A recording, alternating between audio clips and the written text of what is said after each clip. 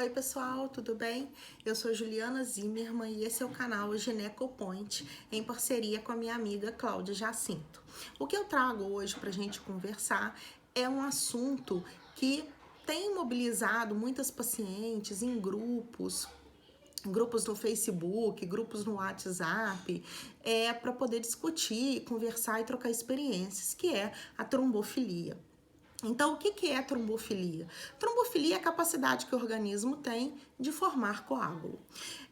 De uma maneira geral, para vocês poderem entender, quando a gente faz um corte superficial, ou fura o dedinho, né, o dedo para poder colher um exame, o que a gente percebe? Que simplesmente fazendo uma compressão, em algum pouco tempo, aquele sangramento para. Não há necessidade de ponto, quando é uma coisa superficial.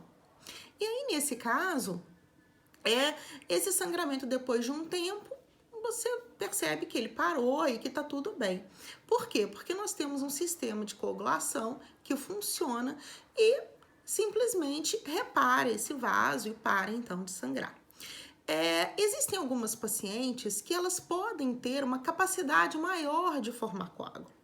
E o grande problema disso é que esses coágulos, quando formados a nível placentário, eles podem gerar uma obstrução ao fluxo sanguíneo, uma hipóxia fetal e daí uma série de complicações, que vai desde o crescimento intrauterino restrito, que é o bebê que não cresce bem, até a morte fetal dentro do útero, que a gente chama de morte fetal intraútero.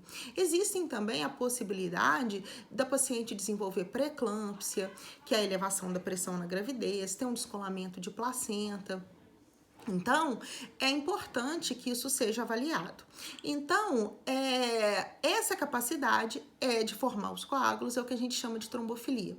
Só que a trombofilia, ela pode ser hereditária ou adquirida. A trombofilia hereditária é aquela que passa pra gente a partir dos nossos ascendentes e que podemos passar aos nossos descendentes. E ela deve ser pesquisada a partir de uma história clínica minuciosa. Então, quando a gente está de frente da paciente, a gente pergunta para essa paciente: nós temos aí, você tem uma história de família que teve um infarto, algum familiar que teve um infarto muito jovem, algum familiar que teve um AVC muito jovem, alguma coisa desse tipo? E aí a gente vai seguindo essa avaliação. Tem também aquelas pacientes que, além da história familiar, ela tem uma história pessoal. E normalmente elas nos procuram por causa de uma história obstétrica desfavorável. A gente fala que é um desfecho obstétrico ruim. São aquelas pacientes que, por algum motivo, elas tiveram um óbito fetal intraútero, o feto morreu intraútero sem uma causa assim aparente, pacientes que já tiveram vários abortos.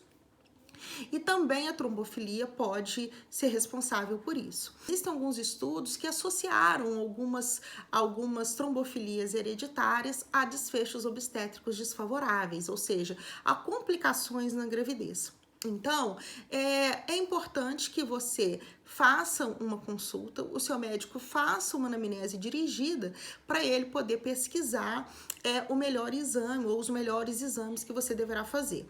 Normalmente esses exames, alguns deles não são cobertos por plano de saúde, mas outros são. E existe também uma portaria que determina, por exemplo, para a trombofilia hereditária, quais seriam os exames que poderiam ser realizados considerando a história clínica da paciente. Então, é muito importante que a história clínica seja muito bem detalhada, para que o seu exame não seja negado pelo plano de saúde. Então, das trombofilias, a gente fala que nós temos as trombofilias hereditárias de alto risco, em que a gente teria aí o fator 5 de Leiden em homozigose, a mutação da protrombina em homozigose, e as trombofilias hereditárias de baixo risco, onde a gente teria a proteína S, a proteína C, o fator 5 de Leiden ou a mutação de protrombina em heterozigose. A antitrombina 3 é também uma trombofilia de alto risco. E nós temos, dentre as trombofilias adquiridas, a necessidade de pesquisar três elementos, que é o anticoagulante lúpico, a anticardiolipina e a anti-beta-2 glicoproteína. Esses 3 elementos devem ser pesquisados. E isso você só consegue fazer tendo uma anamnese bem dirigido e um exame físico adequado. Bem, se você tem uma trombofilia, foi diagnosticado com trombofilia, o próximo passo numa gravidez é o uso de uma medicação específica. As pacientes com trombofilia hereditária normalmente vão usar somente heparina e as pacientes com trombofilia adquirida vão usar a heparina mais o AS durante toda a gravidez. E as pessoas costumam perguntar assim: ah, Juliana, mas eu tenho só trombofilia hereditária, tem algum problema para o meu bebê?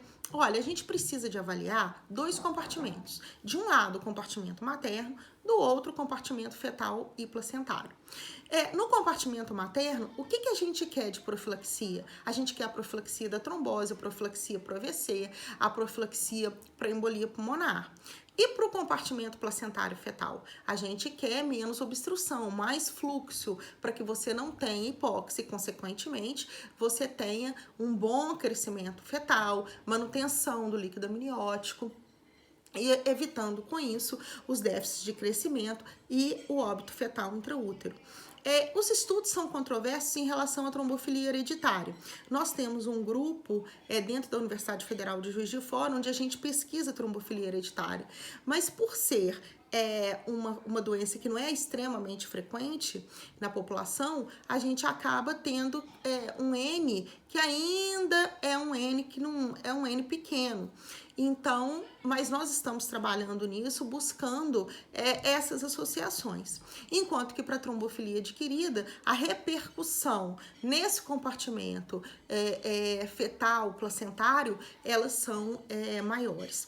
Mas se por um lado a gente quer uma profilaxia para melhorar a qualidade de vida, né, para evitar as complicações, a gente, por outro lado, no compartimento materno e fetal, no compartimento fetal e placentário, a gente quer manter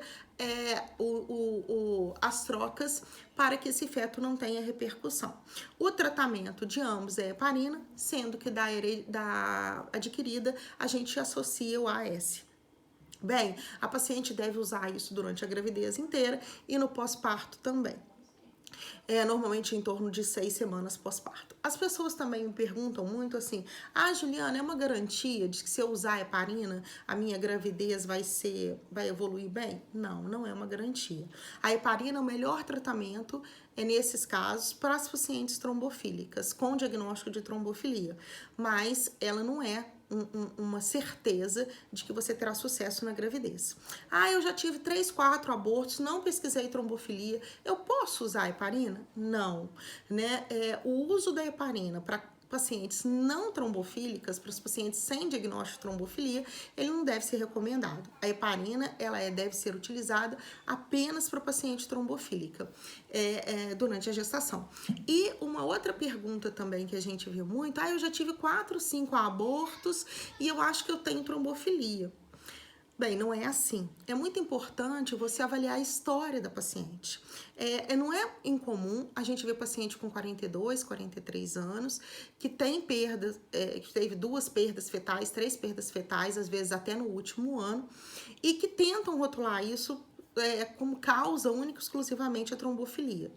Bem, nós temos que pensar que a principal causa de abortamento são as alterações cromossômicas. Né? E uma paciente após os 40 anos de idade, ela tem mais chance de ter alterações cromossômicas. Então, quando começaram a se falar muito sobre as trombofilias, parece que tudo a causa é trombofilia. Não é verdade. Então, por isso que uma anamnese e um exame físico, exame complementar bem dirigido, ele vai permitir a você conhecer a sua patologia e ter mais sucesso quando efetivar o tratamento. Não é um tratamento 100%, mas é a melhor chance que você tem para poder ter uma gravidez saudável sem intercorrências.